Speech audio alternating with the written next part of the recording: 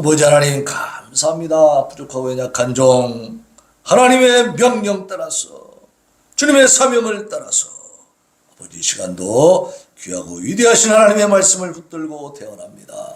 아버지와 조언감 주어주시옵시고 오직 하나님의 성령께서 친히 말씀하시고 선포하셔서 우리 성도들의 심령에 다 새겨지고 그 말씀이 아버지 삶의 원동력이 되어지고 주권이 되어지고 삶의 가치관이 되고 기준이 되게 하여 주시어서 그 말씀을 통하여 살아가는 삶의 현장에서 100배, 60배, 30배 놀라운 결실과 열매들을 맺음으로 말미암아 하나님 앞에 참으로 귀한 존재로 살게 하시고 아버지 이 어두운 세상에 예수 그리스도의 빛을 증거하면서 하나님 많은 사람들에게 칭찬받고 인정받음으로 말미암아 하나님의 영광을 만천하에 드러내는 귀하고 복된 인생들이 되게 하여 주시옵소서. 예수님의 이름으로 기도하옵나이다. 아멘. 자, 인사합니다. 샬롬. 앞뒤로 좌우로 인사하겠습니다. 자, 이제 오늘 우리가 둘러봐서 알겠지만 특공대가 남았습니다. 특공대. 에? 자, 특공대는 목숨을 아깝게 여깁니까? 안 여깁니까? 예. 뒤로 물러서는 게 있습니까? 없습니까? 예. 죽어도 곱니다. 그죠? 명령 떨어지면 무조건 전진 앞으로죠. 예. 저 오늘 예배를 인도하면서 아까 처음에 또 우리가 묵상 기도할 때 하나님이 강하게 저한테 주신 구체적인 명령이 있습니다. 그것 때문에 제가 마음이 막 이렇게 흥분이 될 정도였는데, 자, 우리 교회가 지금 이곳에 온 지도 꽤 됐어요. 그런데 지금까지 이 주변에 우리 성도들이 띠를 메고 다니면서 전도를 한 적이 이제 때가 된 것 같아요. 하나님이 이제 우리가 이곳에서 우리 성도들이 사실 말씀에 대해서 잘 모르고 믿음도 좀 그렇게 성장이 안 된 상태였었기 때문에 지금까지는 교회 안에서 계속 훈련을 받았습니다. 이제는 지금까지 받은 훈련과 능력과 실력을 가지고 바깥으로 나갈 때가 됐나 봐요. 어떻게 생각하세요? 네. 혼자만 나가라는 게 아니에요. 어떻게 하냐면 이제 이번 주 토요일부터 내가 11시에 여기서 운행을 나갈 거예요. 그러면 여러분들이 11시 20분에 타면 됩니다. 10시 20분이 아니고 11시 20분 타고 교회를 옵니다. 우리 권수기 성도님도 여기 11시 반까지 오시면 돼. 그래서 같이 모이는 겁니다. 모여서 하여튼 나오면 하게요.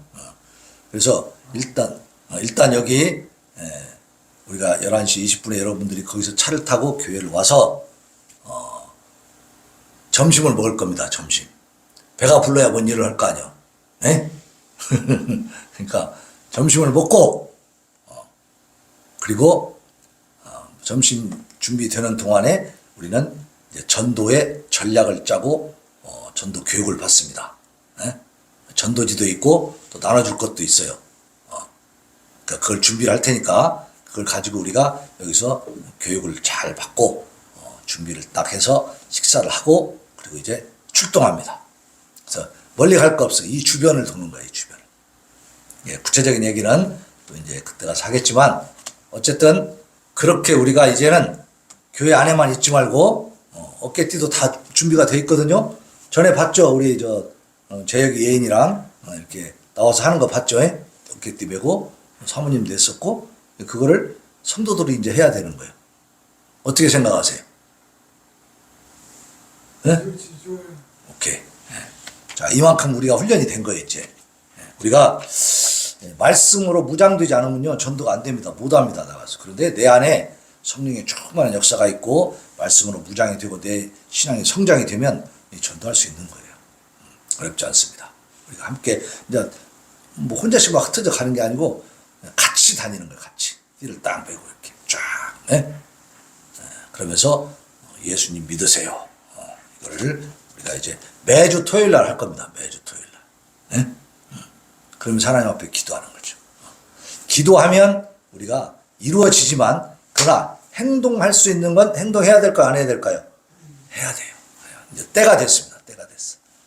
제 안에 옛날부터 자꾸 그 부담이 있었는데 자꾸 제가 미뤘어요. 아버지, 아직은 아닙니다. 조금 더 있다, 더 있다. 오늘은 막 하나님이 막 이렇게 우리 예배 드리고 막 인도하는데 저를 막 흥분시키시는 거예요. 막 구체적으로 주시는 거예요. 어떻게 해라. 그걸 내가 거부하면 되겠어요, 안 되겠어요? 그 불순종이에요.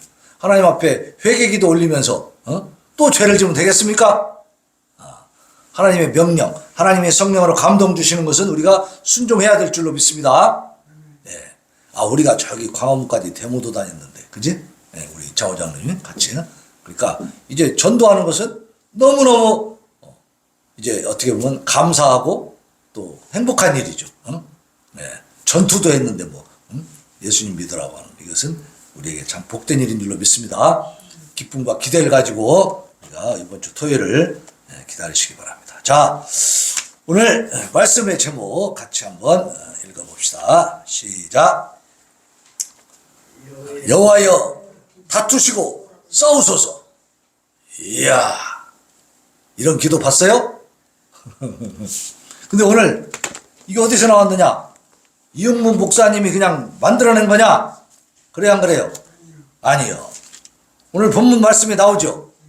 말씀을 보니까 그렇게 우리의 신앙의 본이 되고 신앙의 위대한 본보기를 남겼던 모범이 되었던 이 다윗 왕이 하나님 앞에 한 기도다 이 말이요. 그럼 우리가 해도 될까요, 안 될까요? 되는 거예요. 우리도 할 수 있는 거예요. 자, 35장 35편 1절 같이 읽읍시다. 오늘 본문 말씀 시작.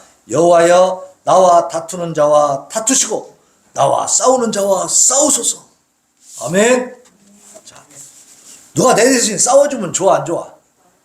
응? 좋죠? 내 대신 그냥 뒤지게 패주면 좋잖아. 응? 그 우리 정말 하나님이 내 마음에 합한 자라 하는 하나님이 정말 기뻐하시고 정말 인정하셨던 그 다윗 왕이 하나님 앞에 이렇게 기도하는 거예요. 나와 다투는 자와 다투시고 나와 싸우는 자와 싸우소서. 그 말은 뭐냐면 내가 직접 싸우기가 벅차다는 거예요, 충분하다는 거예요. 벅차고 힘들다는 거죠. 내가 싸우기가 힘들어. 그러니까 하나님이 좀 싸워주세요 이러는 거죠.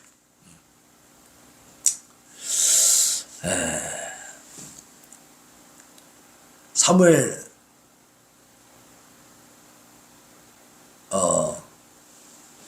그렇죠. 자, 이 다윗은 정말 힘든 시절을 보냅니다. 그죠?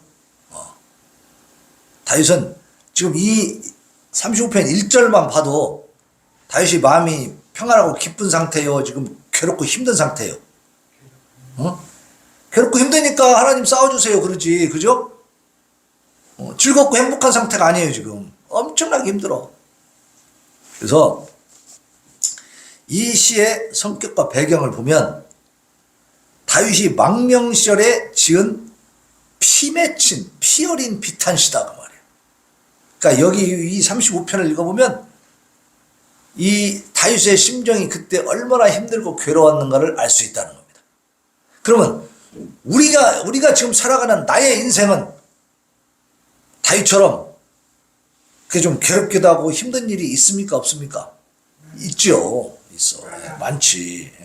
그러니까 우리 시편은 뭐냐면 하나님이 멀리 계시고 막 어려운 분이 아니라 내 실정을 그대로 토로하고 하나님 앞에 막 부탁하고 당부하고 막 하나님 앞에 호소하는 그 기도가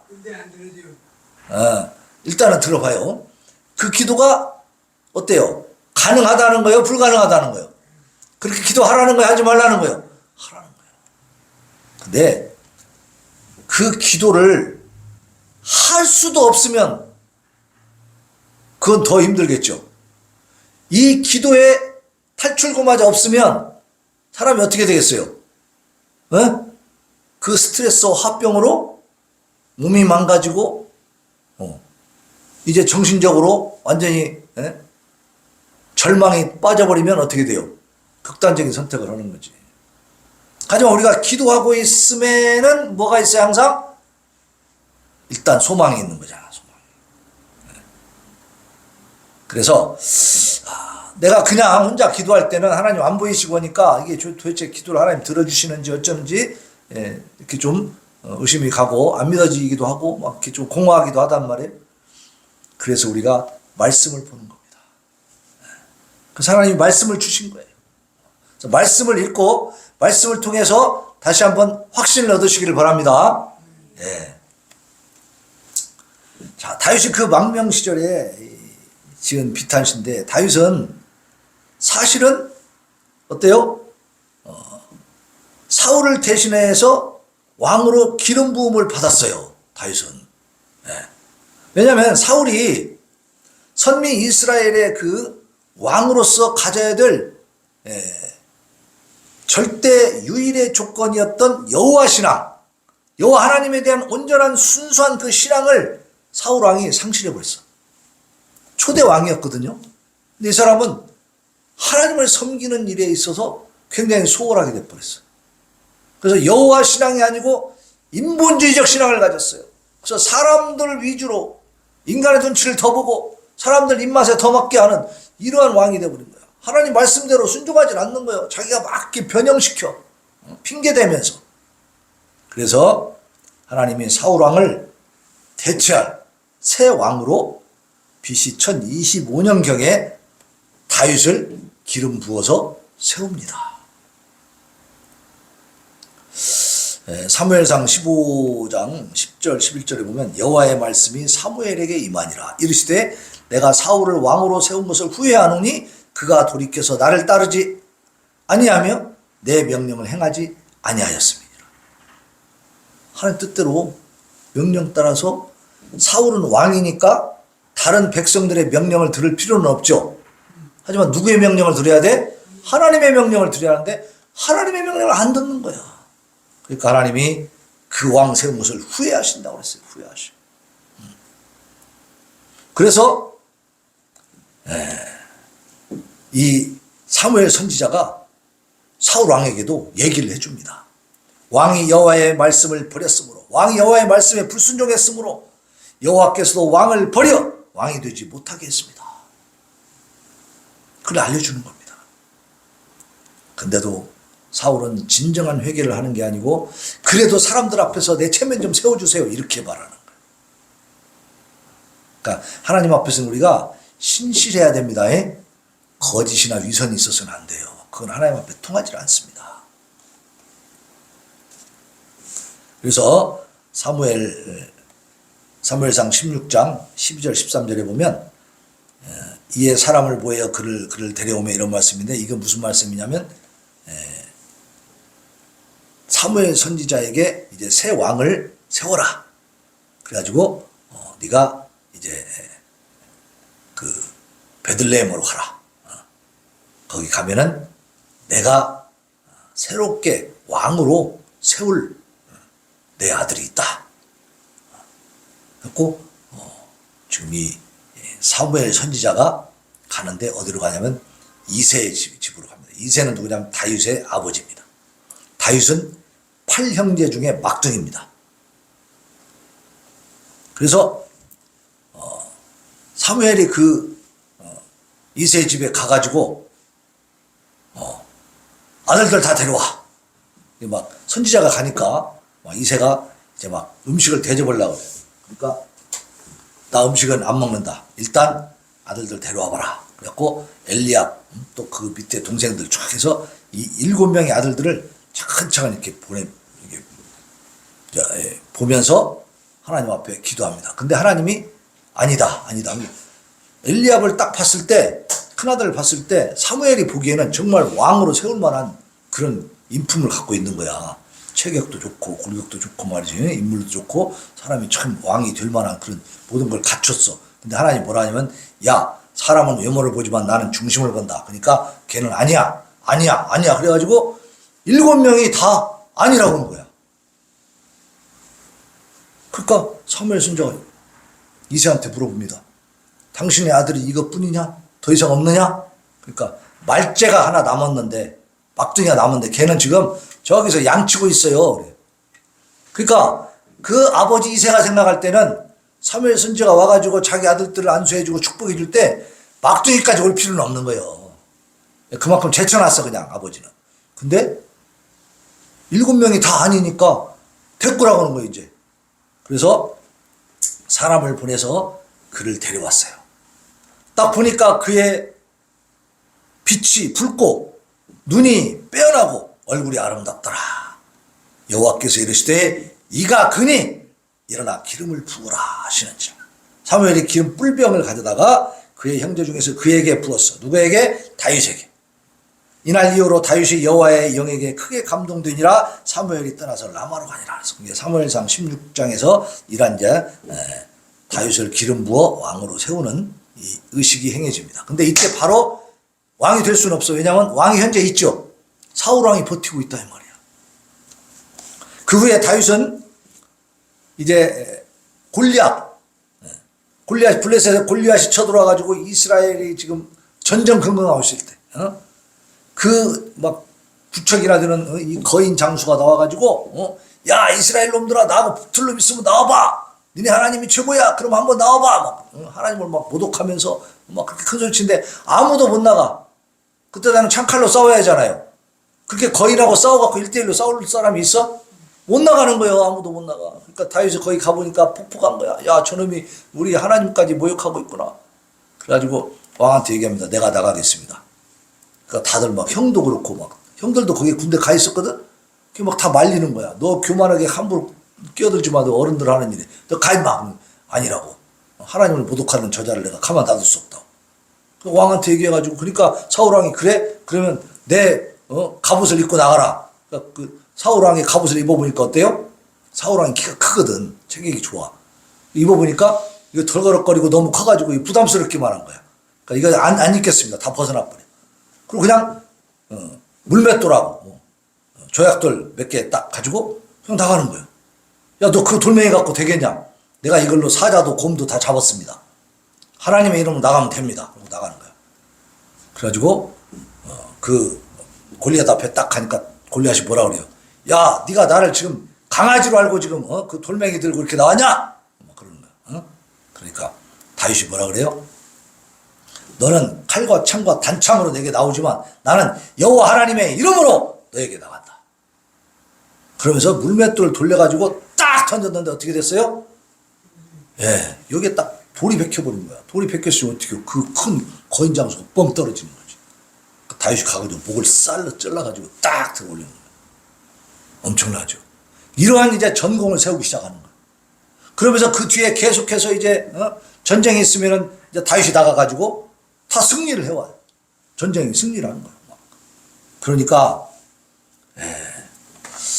혁혁한 전공을 막 세우니까 또 이 다윗은 이 신앙의 순결과 열정은 물론 민중들의 덕망까지 한 몸에 갖춘 대지도자로서의 그 어떤 말하자면 위치를 막 갖춰가고 있는 거예요.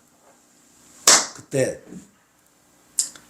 이제 다윗이 어떤 전쟁에서 승리하고 돌아올 때 왕이 맞이해가지고 같이 이제 지금 개선하고 있는 거예요. 성으로 들어오는데 무리가 돌아올 때 곧 다윗이 블레셋 사람을 죽이고 돌아올 그때에 여인들이 이스라엘 모든 성읍에서 나와서 노래하여 춤추며 소고와 경쇠를 가지고 왕 사울을 환영하는데, 자 왕이 오니까 일단 왕을 환영하는 것이죠. 장군이 다윗이 가서 싸웠지만 어쨌든 왕이 이제 그 왕의 승리나 마찬가지로 같이 오고 있는 거야. 그 왕도 지금 오고 있어. 사울 왕도 있는데 여자들이 방정이라니까. 뭐라고 노래를 하냐면 사울이 죽인 자는 천천히요 다윗은 만만이로다 이렇게 노래를 해버리는 거야. 그 사울 왕이 생각할 때 뭔 생각하겠어요? 오메 백성들이 나보다 다윗을 더 칭송하네? 더 위대하게 지금 평가하고 있네? 그러면 저놈이 구할 것은 이제 뭐밖에 없어? 나라밖에 없다. 나라. 이 왕위만 찬탈하면 끝나겠구나. 그래야 그때부터 이제 이 다윗을 미워합니다. 시기 질투하는 거예요. 옛날에 그런 일들이 많이 있었잖아요. 우리나라도 보면 왕조 시대에 그런 거예요. 왕위를 조금이라도 위협하는 것 같으면 막 아무리 똑똑하고 막 훌륭한 장군이든 뭐 무슨 어떤 정치가든 간에 어떤 그 인물이 아무리 훌륭해도 오히려 위험한 존재다 해가지고 없애버린다고. 그런 식이 된 거예요. 그래서 인본주의적 관점에서 볼 때, 인간적으로 볼 때 자신의 왕권 유지에 급급했던 이 사울 왕과 그 추종자들이 다윗을 갖다가 반역자요 패역 무도한 범죄자로 이게 말하자면 누명을 씌워가지고 부당하게 누명을 씌워서 다윗을 이제 죽이려고 이제 하기 시작하는 거예요. 그때부터. 다윗이 억울해요, 안 억울해요? 폭포거죠. 폭포게. 아니 하나님은 왜 나를 또 왕으로 기름 부어놔가지고 또 나가서 전쟁에서 하나님 이름으로 다 승리했더니 이제는 그 조국에 네 나라를 위해서 싸웠고 이 나라의 왕과 그 신료들이 나를 죽이려고 군대를 몰고 다니니 내가 어떻게 폭포건 일이 아닐 수가 있어 이게. BC 1020년경부터 다윗은 벽지나 해외를 떠돌면서 10여 년이라는 긴 세월 동안 내일을 기약할 수 없는 불안한 망명 생활을 하게 된다. 자, 이때 다윗이 하나님에 대해서 원망하는 마음이 생겼을까요? 안 생겼을까요? 생길 수밖에 없겠죠. 김동주 집사님보다 더 억울했을까요? 아니, 이 다윗보다 김동주 집사님이 더 억울한가요?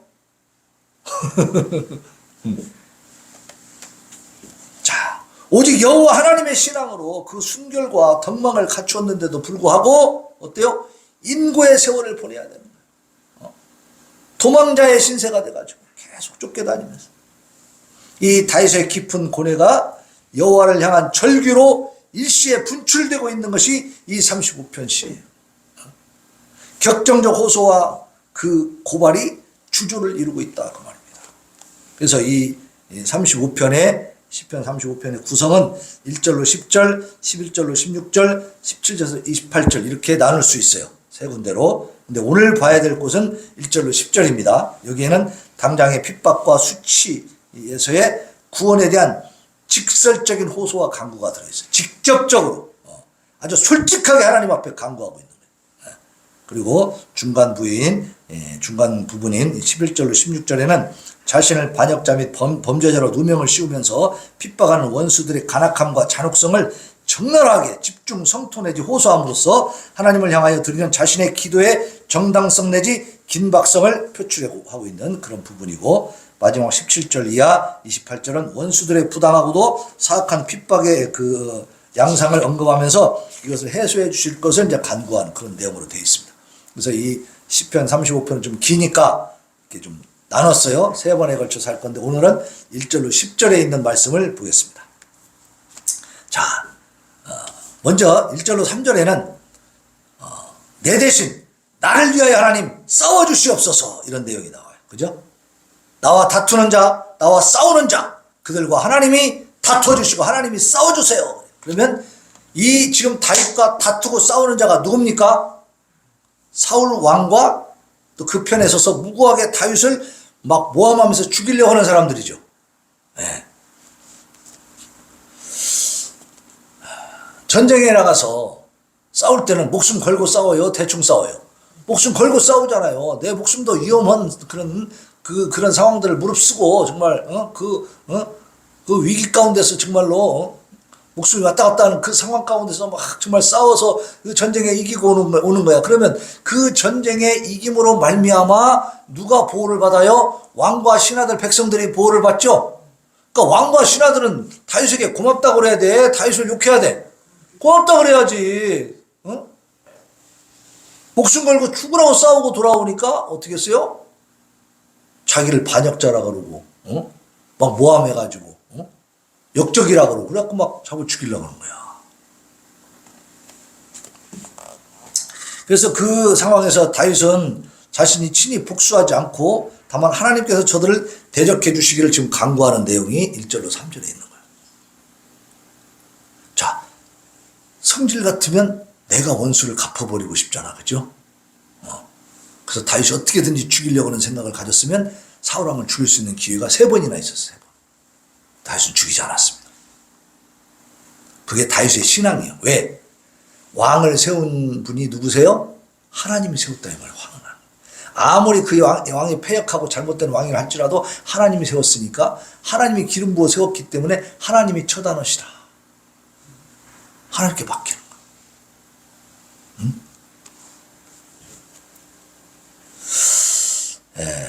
로마서 12장 19절에 보면 내 사랑하는 자들아 너희가 친히 원수를 갚지 말고 하나님의 진노하심에 맡기라.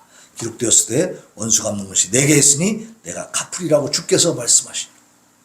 우리가 억울하고 힘든 일이 있을 때는 어떻게 하라고요? 하나님께 기도하고 맡기라는 거예요. 내가 직접 가서 원수 갚을 필요 없어요. 이거는 굉장히 좋은 소식이에요? 안 좋은 소식이에요? 좋은 소식이죠. 하나님이 말씀해. 야, 원수가 있어? 가서 반드시 갚도록 해라. 그러면 어떻게 되겠어요? 응? 갈 때는 칼을 2개, 3개 갖고 가가지고 보조를 해가지고 죽었어도 몇 번 더 찔러서 완전히 죽여라. 그렇게 했으면 어떻게 되겠냐고. 그런 말씀이 성경에 있다면 우리가 믿고 따를만 해요? 평안이 없잖아 우리에게. 그죠? 복수하려고 누구를 막 죽이려고 막 때리려고 생각하고 있어봐요. 마음이 기뻐요. 막 긴장되고 막 두근거리고 그래요. 내 마음부터 흔들리고 막, 그죠? 나부터 긴장되고 불안해지고 그러는 거야. 누군가에게 원수를 갚으려고 막 때리려고 막 뭔가 막 해코지를 하려고 하면 나부터 힘들어지는 거예요. 그죠? 하나님은 맡기라고 하신 거예요. 그래서 한번 읽어봅시다. 1절로 3절까지 시작. 여호와여 나와 다투는 자와 다투시고 나와 싸우는 자와 싸우소서. 방패와 손방패를 잡으시고 일어나 나를 도우소서. 창을 빼사 나를 쫓는 자의 길을 막으시고 또 내 영혼에게 너는 내 구원이라 이르소서. 자세하게 얘기하고 있잖아요. 방패와 손방패를 잡으시고 나를 도와주세요. 방패 하면 좀 큰 거. 대개 보면 사극 같은 거 보면 전쟁할 때 보면 앞에다 딱 세워놓는 방패 있잖아요. 그리고 거기 숨어가지고 막 이렇게 활도 쏘고. 큰 방패. 손방패는 뭐예요? 한 손에 칼 들고 싸울 때 왼손에다가 좀 작은 방패 막으면서 막 싸우는 방패. 그러니까 큰 방패, 작은 방패 다 들고 하나님 나를 좀 도와주세요. 그 말이에요. 하나님 앞에 방패 들고 싸워달라는 거예요. 좀 더 구체적으로 지금 강구하고 있는 거죠. 구체적으로. 네? 그리고 이제 창을 빼세요. 창을 빼가지고 나를 쫓아오는 저들의 길을 막아주세요. 하나님이 막 사람인 것처럼 이렇게 막 큰 장수인 것처럼 직접 나와서 싸울 수 있는 분인 것처럼 이렇게 구체적으로 묘사하면서 막 구하는 거예요. 우리 마음이 답답하면 이렇게 기도하는 것이 도움이 될까요? 안 될까요? 도움이 되죠. 엄청나게 도움이 되지. 다윗은 그렇게 기도하는 거예요. 그러면서 자기 마음을 추스리는 거예요. 길을 막으시고라는 건 대적자들이 나를 음해하고 모함하고 나를 죽이려는 자들이 계획하고 또 그렇게 음모하고 나름대로 계략을 세우는 것들이 다 무산되게 해달라는 거지. 저들이 나를 쫓아오는 길을 다 막아달라는 거지. 하나님. 결국은요, 다윗은 쫓겨는 다녔지만 죽었어요, 안 죽었어요? 안 죽었어요. 나중에는 이제 역전되지. 이렇게 왕위를 차지한다 이 말이에요. 하나님이 다 해결하십니다. 정말로. 이 사울왕과 그 자식들, 아들들이 블레셋 특파의 전투에서 다 전사해 버린단 말이야. 자, 그리고 구체적으로 확연하게 대적들이 멸망받는 것을 보게 해달라고 요청하는 기도가 4절로 8절에 나와요. 같이 한번 읽읍시다. 이 구절을 읽으면서 여러분들이 지금 원한 맺히고 한 맺힌 사람들을 생각해 보세요. 그 원수들을 하나님이 이렇게 해주시기를 바랍니다 라는 생각으로 그런 바람을 가지고 한번 읽어봅시다. 시작. 내 생명을 찾는 자들이 부끄러워 수치를 당하게 하시며 나를 상해하려 하는 자들이 물러가 낭패를 당하게 하소서. 그들을 바람 앞에 겨워갖게 하시고 여호와의 천사가 그들을 몰아내게 하소서. 그들의 길을 어둡고 미끄럽게 하시며 여호와의 천사가 그들을 뒤쫓게 하소서. 그들이 까닭없이 나를 잡으려고 그들의 그물을 웅덩이에 숨기며 까닭없이 내 생명을 헤아리고 함정을 팠사오니 멸망이 순식간에 그에게 닥치게 하시며 그가 숨긴 그물에 자기가 잡히게 하시며 멸망 중에 떨어지게 하소서. 속이 시원해요, 안 시원해요? 이렇게 하나님 앞에 기도하는 건 괜찮다 이 말이에요. 하나님 말. 이것은 내 개인적인 보복 심리에서 하는 것이 아닙니다. 이것은 하나님의 공의와 정의가 바르게 세워지기를 바라는 마음에서 하는 것입니다. 하나님의 뜻이 이 땅에 이루어져야 하잖아요. 그 다음에 10절에 보면 10절 봅시다. 9절 10절이죠. 9절 10절에는 감사와 기쁨의 기도가 있어요. 같이 읽습니다. 9절 10절 시작. 내 영혼이 여호와를 즐거워하며 그의 구원을 기뻐하리로다. 내 모든 뼈가 이르기를 여호와와 같은 이가 누구냐. 그는 가난한 자를 그보다 강한 자에게서 건지시고 가난하고 궁핍한 자를 노력하는 자에게서 건지시느니라 하리로다. 지금 8절까지 내 원수들을 막 이렇게 다 멸망시켜 주세요. 다 망하게 해주세요. 그물에 지가 그물에 지가 잡히게 해주세요. 이렇게 기도해 놓고 그 다음에 이제 평정을 찾는 거예요. 내 영혼이 여호와를 즐거워하며 그의 구원을 기뻐하리로다. 그러니까 원수에 대한 모든 내 원한을 하나님 앞에 다 아뢰고 나면 속이 시원해져 안 시원해져? 속이 시원해져 편안해지니까 이제 하나님에 대한 기쁨, 하나님에 대한 감사 그게 나오는 겁니다. 네? 아직 위기 상태가 제거되지 않았지만 그럼에도 불구하고 하나님께서 자신의 기도에 응답하신 줄로 믿는 선취적 신앙, 이미 먼저 이루어졌다고 생각하는 신앙, 선취적 신앙이 우리에게 있어야 될 줄로 믿습니다. 다윗은 이렇게 기도했다. 자, 10년 넘게 지금 고통을 받고 있는데 그렇게 쫓겨다닐 때 10년쯤 지나면 끝나겠구나 알았을까 몰랐을까? 모르지요. 언제까지 갈지 모르는 거야 이거는 지금. 그리고 자기가 정말 여기서 살아날 수 있을까? 내가 정말 왕위에 올라갈 수 있을까? 이것도 좀 불분명한 상태예요. 그죠? 불안하기 짝이 없고 모든 게 다 불투명하고 그래서 그냥 어떻게 보면 낙심되고 절망되는 그런 상황입니다. 다윗은 그럼에도 불구하고 지금 뭘 하고 있어요? 내 영혼이 여호와를 즐거워하며 그의 구원을 기뻐하리로다. 안 이루어졌는데도 기도 싹 해놓고 속에 있는 얘기 가슴에 있는 응어리 맺힌 거를 하나님 앞에 다 구하고 나니까 이제 어떤 마음이 와? 하나님 기뻐하는 평안한 마음이 감사한 마음이 오더라 그 말입니다. 우리 마음에 맺힌 것이 내 마음을 괴롭힐 때마다 어떻게 해야 되겠어요? 하나님 앞에 다 토로하시기 바랍니다. 한번 기도가 끝나는 게 아니고 계속 기도하는 거야 그럴 때마다. 그러면서 모든 걸 다 털어놓고 나면 이제 내 마음에 뭐가 와요? 평안이 오는 거예요. 성령께서 주신 평안을 누리시기를 바랍니다. 저도 지금 세월이 많이 갔지만은 그동안에 막 힘들 때마다 기도하면서 요즘에 많이 이제 평안을 누리고 이제 노예에 참석해서 지난번 이제 4월 달에 노예가 있었는데 그때 제가 재단 부장 역할을 맡았어요. 부장. 그래서 어제 부장들 모임에 가서 회의도 하고 제가 의견도 내놓고 이제 이 사업을 시작을 하게 됐어요. 그동안에 노예를 안 나갔어요, 제가. 많은 그 아픔이 있어가지고. 근데 기도하다 보니까 하나님이 어떻게 해줬어요? 상처를 치유해 주신다 그 말이에요. 다시 활동할 수 있게 만들어 주신다 그 말입니다. 반드시 인고의 세월 꾹 참고 견디면서 그 소망을 잃지 않고 기도하는 것이 필요한 겁니다. 그러면 하나님이 이루어 주시는 거예요.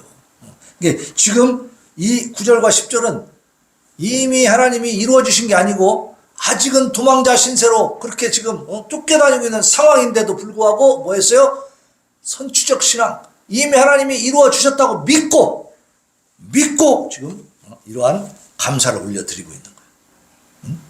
그리고 10절에 보면 뭐라고 되어 있냐면 같이 봐요. 시작. 내 모든 뼈가 이르기를. 그랬죠? 내 모든 뼈가 뭐예요? 문자적으로 보면 인간의 신체를 구성하는 근간이 뭐예요? 뼈지 뼈. 뼈가 싹 녹아버리면 사람이 서 있을 수 있어요 없어요? 뼈가 없으면 죽어버려. 아니 서 있지도 못해. 생명이 있다고 해도 그거는 흐물흐물 완전히 연체동물이지. 그죠? 사람 구실을 못하죠. 그래서 이 뼈라고 하는 것은 사람의 어떤 신체 구성의 근간이라고 해요. 그 뼈 마디마디마다 증거한다. 내 모든 뼈가 이르기를 여호와와 같은 이가 누구냐라고 한다는 것은 이 다윗은 하나님은 좋은 분이야 그냥 괜찮아 뭐 이렇게 끝나는 게 아니고 정말로 이 뼈가 녹아지는 이 뼈, 내 생명, 이 인간이라고 하는 나의 어떤 근본적인 이 근간, 나의 뿌리를 다 들이면서 진심으로 하나님을 찬양하는 거죠. 대충 적당히 하는 게 아니고. 그러니까 우리 신앙은 목숨을 거는 신앙인 줄로 믿으시기 바랍니다. 우리의 모든 걸 다 드리는 거야. C.S. 루이스라고 하는 그 신학자는 이렇게 말했어요. 하나님은 내가 무언가를 하는 걸 원하시는 게 아니고 너 자신을 원하신다 그랬어요. 네? 우리 자신을 드리는 겁니다. 자신을. 좀 다르죠? 하나님한테 이것 드리고 저것 드리고 이것 드리고 그런 걸 원하시는 것보다 뭘 드려? 나 자신을 드려. 그러니까 하나님 우리의 중심을 원하신다 그 말입니다. 나는 가지 않고 다른 것들만 막 드리면서 형식적인 거, 외식하는 거 하나님이 싫어하신다. 우리가 전도하러 나갈 때도 전도하는 내 행위를 하나님 앞에 보여주려고 하는 게 아니고 뭐예요? 하나님에 대한 나의 사랑. 내가 하나님의 영광을 위해서 샘솟는 부흥을 원하시는 하나님의 그 간절한 소망을 내가 이루어 드려야 되겠다. 그래서 나를 드리는 겁니다. 그죠? 내 마음을 드리고. 자, 다윗이 당시 하나님의 구원에 대해서 얼마나 강한 확신을 가지고 있었는가를 지금 보여주고 있어요. 하나님은 나를 위해서 싸워주시는 분임을 믿고 기도하시기를 바랍니다. 네. 그러니까 여호와여 나를 위해 싸우소서 다투소서. 네. 어떤 사람들과 나에게 해코지 하는 자들 그들을 하나님이 대항해 주십시오. 구체적인 사건과 내용을 하나님께 고하면서 자신의 바람을 세세하게 알려주시기 바랍니다. 대충 하지 말고 자세하게 알려주시기 바랍니다. 기도는요 이렇게 정직하고 솔직한 기도를 하다 보면 그 기도의 내용에 대해서 하나님이 깨달음을 주시는 줄로 믿으시기 바랍니다. 첫 번째 우리가 가장 힘들어하고 가장 또 궁금해하고 알고 싶은 게 뭐냐면 왜 이런 일이 나한테 발생했는가. 그죠? 그게 가장 궁금하고 가장 그것이 풀리지 않는 문제 아니겠습니까? 거기서부터 기도하시기 바랍니다. 나에게 왜 이런 일이 생겼는지, 내가 왜 이런 상황에 닥쳐야 되는지, 왜 내가 이런 처지에 있어야 되는지, 내가 왜 이렇게 돼버렸는지, 그리고 저 사람들은 왜 나한테 이렇게 하는지 여기에 대해서 의문점이 있어요 없어요? 그게 제일 크잖아. 그게 제일 궁금하고 제일 폭풍하고 제일 힘들어 그게. 그럼 그걸 붙들고 기도하시기 바랍니다. 그걸 붙고 간절히 눈물 흘리면서 정말 하나님 앞에 깊이 들어가면서 기도하면 하나님이 생각을 통해서 깨달음을 주시는 줄로 믿으세요. 그 과정에서 깨달음을 얻으시기를 바랍니다. 그리고 아까 우리 김노미 집사님 얘기했는데 기도해도 안 된다 이 말이에요. 왜 안 들어주십니까? 또 기도하시기 바랍니다. 왜 안 되는 겁니까? 분명히 이유가 있어요. 거기에는 기도하다 보면 알게 해주셔. 그 해답은 기도하는 사람에게만 해당되겠죠? 다른 사람들 알 필요 있어 없어? 알 필요 없어요. 다른 사람 나만 알면 되는 거야. 내 문제니까. 그러니까 하나님이 은밀하게 알려주실 줄로 믿으시기 바랍니다. 그 해답을 얻으세요. 반드시 답이 옵니다. 다윗이 왜 9절 10절에 이렇게 하나님을 기뻐하면서 찬양할 수 있었겠어요? 이 앞에 1절로 8절까지의 내용을 막 기도하다 보니까 응답이 와버린 거야. 응답이. 무언지는 몰라. 내용을 지금 얘기 안 했으니까. 근데 다윗은 분명히 하나님이 응답하셨다는 확신을 가지고 지금 하나님을 찬양하고 있는 거예요. 우리도 그러한 신앙의 생활이 되기를 바랍니다. 우리의 삶의 모습이 우리의 삶의 현장에서 내가 신앙생활을 한다는 그 특권이 이런 거예요. 이런 거. 딴 사람들은 생각지도 못하고 알지도 못하는 세계지. 그러니까 우리는 기도하면서요 이걸 다 체험할 수 있습니다. 다윗에게만 해주시는 게 아니야. 그래서 반드시 우리의 기도를 들어주시는 분임을 믿고 감사함으로 기도하면 됩니다. 마가복음 11장 24절에 보면 그러므로 내가 너희에게 말하노니 무엇이든지 기도하고 구하는 것은 받은 줄로 믿으라. 그리하면 너희에게 그대로 되리라. 믿으라는 거예요. 믿어. 근데 그 믿음이 잘못된 믿음도 있을 수 있습니다.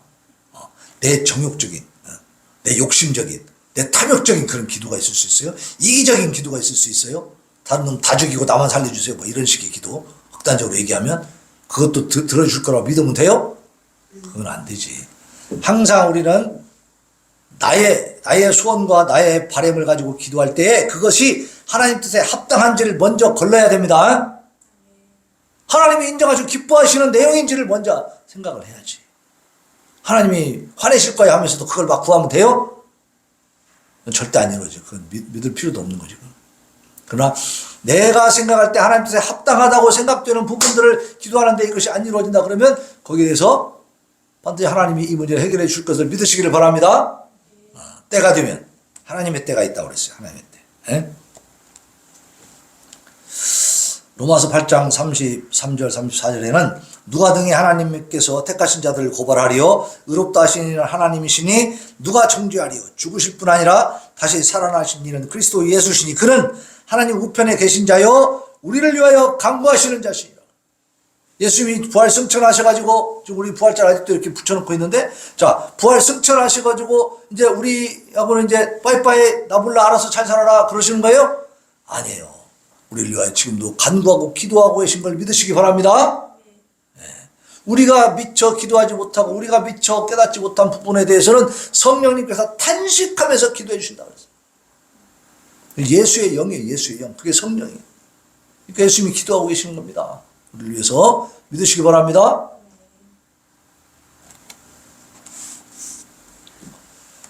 자, 우리 하나님 어떤 분이냐? 자기 아들을 아끼지 아니하시고 우리의 모든 사람 위하여 내주시니가 어찌 그 아들과 함께 모든 것을 우리에게 주시지 아니하겠느냐?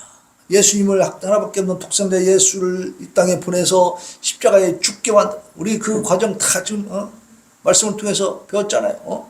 그 십자가에서 받은 그 저주, 하나님의 저주, 오죽했으면 예수님이 하나님의 아들이 엘리 엘리 라마 사박다니 이렇게 막 절규하면서 그렇게 숨을 거두셨잖아요. 왜 그랬어요? 그것은 인류의 모든 죄악을 다 누구한테 덮어씌운 거예요? 예수님에게 덮어씌웠기 때문이다. 그렇게 하나밖에 없는 독생자를 이 세상에 내보내가지고 십자가에 죽게까지 하신 그 하나님이 왜 그렇게 하셨어요? 우리를 그만큼, 나를 그만큼 사랑하신 거죠? 그렇게 사랑하신 하나님이 우리에게 모든 좋은 것으로 주시지 않겠느냐 이 말이에요. 하나님 우리에게 주실 줄로 믿습니다. 네? 믿으시기 바랍니다. 반드시 주신다.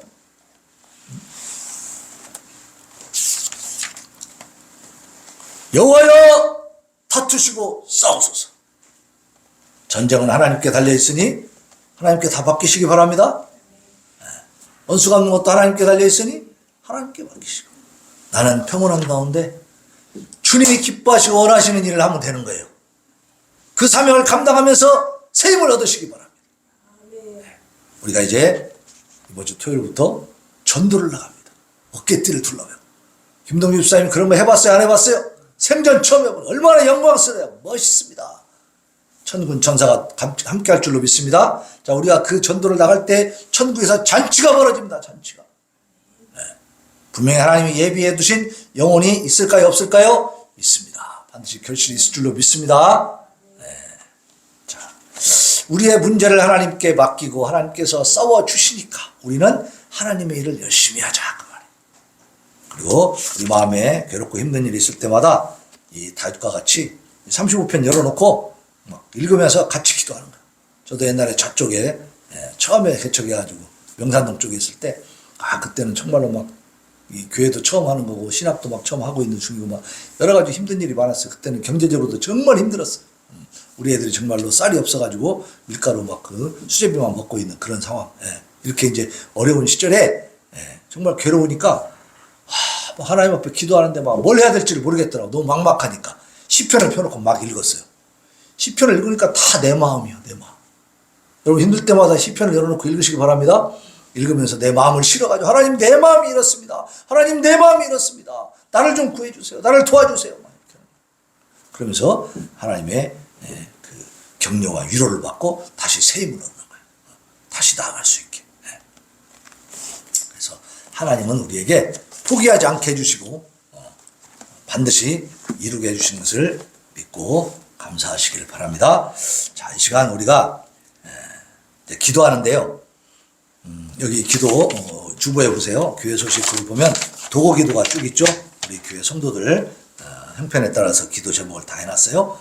이 부분을 붙들고 우리가 같이 하나님 앞에, 그리고 나의 질병, 나의 문제를 위해서도 하나님 앞에 이 시간 같이 기도합니다. 근데 이것은